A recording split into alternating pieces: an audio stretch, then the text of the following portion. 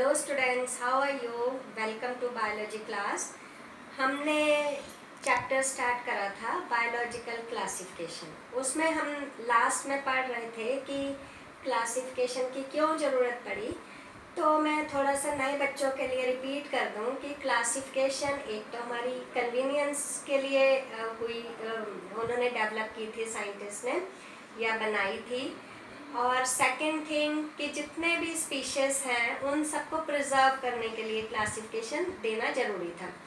For example कि animals हैं या प्लांट्स हैं, बहुत सारे हैं, अगर हमें उनका नाम नहीं पता होगा, उनके करैक्टर्स, उनका हैबिटेट, उनका फूड हैबिट्स नहीं पता होगा, तो हम उन्हें किस ग्रुप में रखेंगे। So there felt a need of classification.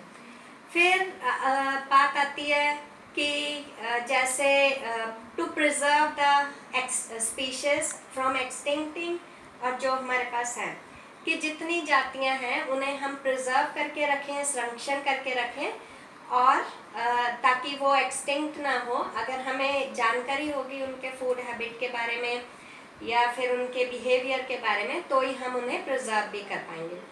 अब देखिए, हमने अभी तक भी हम मिलियन स्पीशीज़ हैं, लेकिन सभी स्पीशीज़ को क्लासीफाई नहीं कर पाए हैं। अभी भी बहुत सारे स्पीशीज़ ऐसे हैं, चाहे वो अमेज़न फॉरेस्ट लगा लो, ट्रॉपिकल रेन फॉरेस्ट लगा लो, मेराइन हैबिटेट्स लगा लो, जिनको अभी क्लासीफाई नहीं किया गया है ना।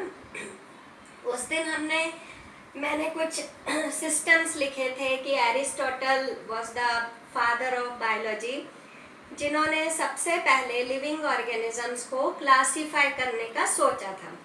तो उन्होंने क्या, जो करैक्टर्स उनको दिखते थे मॉर्फोलॉजिकल करैक्टर्स के बेसिस पर, उन्होंने लिविंग ऑर्गेनिजम्स को कैटेगराइज करा था प्लांट्स और एनिमल्स में, दो ग्रुप्स में। कि जो चलते थे उनको एनिमल्स में रख लिया, जो खड़े थे, स्टैंडिंग थे, उनको प्लांट्स में रख लिया। वो मैंने आपको लास्ट लेक्चर में बताया था, ये मैंने थोड़ा सा रिकैप करा है। अब जो एरिस्टोटल का सिस्टम था वो बहुत ज़्यादा अच्छा नहीं साबित हुआ। वाई? क्योंकि बहुत सारे ऑर्गेनिजम्स ऐसे थे जो इस क्लासिफिकेशन सिस्टम में फिट नहीं होते थे। For example frogs. अब फ्रॉग्स जो हैं वो पानी में बर्थ होता है उनका, और स्टार्टिंग में जो लार्वे होते हैं उनमें गिल्स होते हैं फॉर रेस्पिरेशन, लेकिन जैसे जैसे वो ग्रो करते हैं उनमें लंग्स डेवलप हो जाते हैं for respirationally, and they start living on land. So Aristotle के पास एरिस्टोटल उन लिविंग ऑर्गेनिजम्स को क्लासीफाई नहीं कर पाए। सेकंड, जैसे बर्ड्स होते हैं, बैट्स होते हैं, कुछ फ्लाइंग इंसेक्ट्स होते हैं, तो एरिस्टोटल ने इन सब ऑर्गेनिजम्स को एक ही ग्रुप में रख दिया था। अब इनमें कॉमन क्या है? जस्ट कि दे कैन फ्लाई, पर अदर कोई करैक्टर इनमें कॉमन नहीं है। ये सारे अलग अलग क्लासेस में आने चाहिए थे।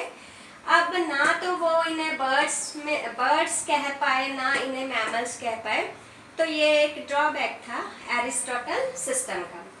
फिर अगर हम पेंगुइन की बात करें, तो पेंगुइन एक बर्ड है जो फ्लाई नहीं करता बट वॉक करता है और लैंड पर रहता है, तो इसे भी एरिस्टोटल सिस्टम जो है वो नहीं क्लासीफाई कर पाया।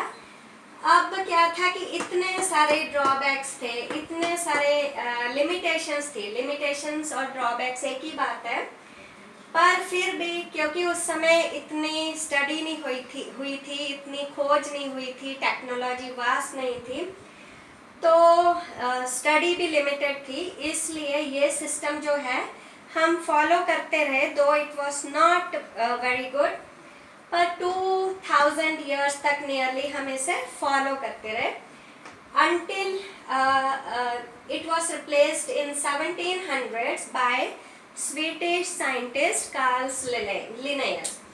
बाद में, ये मैंने थोड़ा सा अपने पिछले लेक्चर में भी बताया है कि बाद में लिनेयस साइंटिस्ट आ गए थे, जिन्होंने फिर लिविंग ऑर्गेनिजम्स को थोड़ा सा और पढ़कर, थोड़ा उनके दिमाग में और कुछ करैक्टर्स आए, तो उन्होंने लिविंग ऑर्गेनिजम्स को फिर से क्लासीफाई करा। अब इन्होंने लिविंग ऑर्गेनिजम्स को सही तरीके से 2 किंगडम्स में रखा, ठीक है, इसीलिए इसे 2 किंगडम क्लासिफिकेशन कहते हैं। एरिस्टोटल के सिस्टम को भी 2 किंगडम क्लासिफिकेशन कहते हैं, बट वो उसमें उन्होंने थोड़ी क्लैरिटी नहीं रखी थी, जस्ट उन्होंने एक बेसिक कंसेप्ट्स दिए थे, पर कार्ल लिनेस ने उसे थोड़ा सा और डिस्क्राइब करा। 2 किंगडम्स रखे, लिविंग ऑर्गेनिजम्स को 2 लार्ज किंगडम्स में डिवाइड करा, kingdom Plantae and kingdom Animalia. अब जो लिनेयस है, इन्हें father of modern classification, taxonomy, father of modern ecology भी कहते हैं। तो ये आपने याद रखना है, 1 मार्क में कभी भी पूछ सकते हैं। बट फादर ऑफ इकोलॉजी जो है वो अर्नेस्ट हैकल है, कंफ्यूज नहीं होना, ध्यान रखना आपने, ठीक है। अब जो लिनेयस थे, इन्होंने जो अपने क्लासिफिकेशन में ऑर्गेनिजम्स को नेम करने का एक सिस्टम फॉलो किया था, जो कि हमने अपने फर्स्ट चैप्टर में पढ़ा था। देखिए दोनों चैप्टर्स जो हैं वो इंटर रिलेटेड हैं। अगर आपको फर्स्ट में आपने अच्छे से पढ़ा है तो ही आप सेकेंड कर पाओगे, अदरवाइज नहीं। अब वहाँ पर हमने बायनॉमियल नोमेनक्लेचर पढ़ा था, तो कार्ल लिनेयस ने बायनॉमियल नोमेनक्लेचर सिस्टम जो है वो फॉलो करा था। यहाँ पर थोड़ा सा मैं रीकैप कर देती हूँ कि इसमें क्या होता है कि हर लिविंग ऑर्गेनिजम्स के 2 नेम्स होते हैं, जीनस और स्पीशीज। जीनस बड़े लेटर से स्टार्ट होता है, स्पीशीज स्मॉल लेटर से। दोनों इटैलिक्स में लिख सकते हैं, अंडरलाइन या करना पड़ता है। ये मैंने आपको एग्जांपल दिया ही है, और वो कि जिस साइंटिस्ट ने दिया होता है ये नाम, उसका एब्रीविएशन पीछे दे देते हैं। तो ऐसे सारे रूल्स मैंने आपको फर्स्ट चैप्टर में कराए हुए हैं। फिर अब लिनेयस जो थे, उन्होंने कुछ करैक्टर्स के बेसिस पर, जैसे इन्होंने बहुत थोड़े करैक्टर्स की स्टडी करके क्लासिफिकेशन दिया था, लिनेयस ने कुछ और करैक्टर स्टडी करे, जैसे कि सेल वॉल। सेल वॉल क्या होती है? Outermost covering of the cell. वो एनिमल्स में एब्सेंट होती है, प्लांट्स में प्रेजेंट होती है। ये अभी हम थोड़ा सा बाद में भी पढ़ेंगे। फिर लोकोमोशन। लोकोमोशन का मतलब होता है to move from one place to another.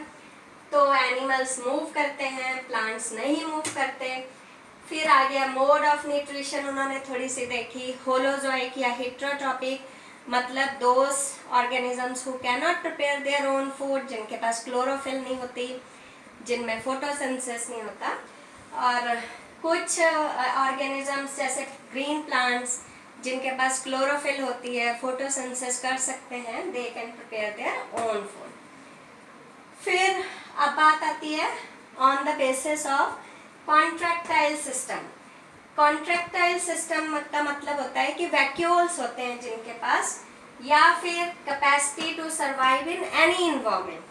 तो ये एनिमल्स में वेल डेवलप्ड होते हैं, प्लांट्स में एब्सेंट होती है। इन बेसिस पर उन्होंने लिविंग ऑर्गेनिजम्स को एनिमल्स और प्लांट्स में कैटेगराइज कर दिया था। अब ये जो सिस्टम था, इसमें कोई कंफ्यूजन या एम्बिग्यूटी नहीं थी। इतना तो हमें समझ आ ही गया था, और इससे वास्ट वो नहीं स्टडी कर पाए। तो ये सिस्टम ऑफ क्लासिफिकेशन भी लंबे समय तक चलता रहा। बाद में फिर और साइंटिस्ट आए, उन्होंने रिप्लेस करा अपना इसको 3 किंगडम 4 किंगडम क्लासिफिकेशन में। अब इस सिस्टम के, कार्ल लिनेस के क्लासिफिकेशन सिस्टम के भी कुछ ड्रॉबैक्स थे। जैसे इन्होंने हैबिटेट को, एवोल्यूशनरी रिलेशनशिप को डिस्कस नहीं करा था, एंसेस्टर्स के बारे में वो नहीं बता पाए, या उन्होंने इस एस्पेक्ट को डील नहीं करा। फिर क्या क्या डीमेरिट्स और ड्रॉबैक्स थे?